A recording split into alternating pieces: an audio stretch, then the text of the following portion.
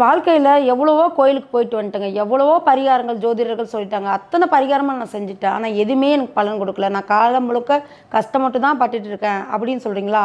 உங்களுக்கு தான் இந்த தகவல். பொதுவாகவே நீங்கள் எவ்வளவு தெய்வ வழிபாடுகள் பண்ணாலும் சரி, இஷ்ட தெய்வ வழிபாடு பண்ணாலும் சரி, பல ஜோதிடர்கள்ட்ட போயிட்டேன். அவங்க பல பரிகார முறைகள் சொல்லியிருக்கிறாங்க.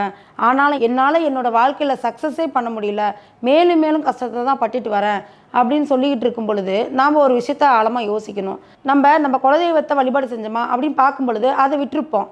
இப்போ குலதெய்வம் அப்படிங்கிறது நம்ம முன்னோர்கள் தாங்க. நம்ம முன்னோர்களை தான் நம்ம குலதெய்வமாக வழிபடுறோம்.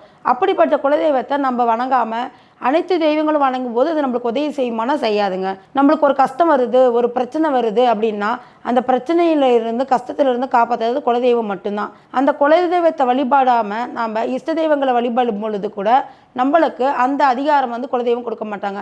நம்மளுக்கு ஒரு நன்மை வந்தாலும் சரி, தீமை வந்தாலும் சரி, அதை எல்லாமே காத்து நம்மளை பாதுகாத்து வர்றது குலதெய்வம் தான். அப்படிப்பட்ட குலதெய்வத்தை நீங்கள் வழிபாடு செய்து வரும் பொழுது மட்டுமே உங்களுக்கு வாழ்க்கையில் மென்மேலும் வளர்ச்சி அடையும். எவ்வளவோ மோசமான நிலைமையில் இருக்கிறவங்க கூட குலதெய்வங்களை வழங்கும் பொழுது அவங்க வாழ்க்கையில் மேன்மை அடைந்து வராங்க. பொதுவாகவே எல்லாரும் அமாவாசை நாட்களில் தான் குலதெய்வ வழிபாடு செய்வாங்க. அதுக்கு மாறாக நீங்கள் பௌர்ணமி நாளில் குலதெய்வ வழிபாடு செய்து பாருங்கள். தொடர்ச்சியாக செய்யும் பொழுது உங்கள் வாழ்க்கையில் நீங்கள் வெற்றி அடைவீங்க.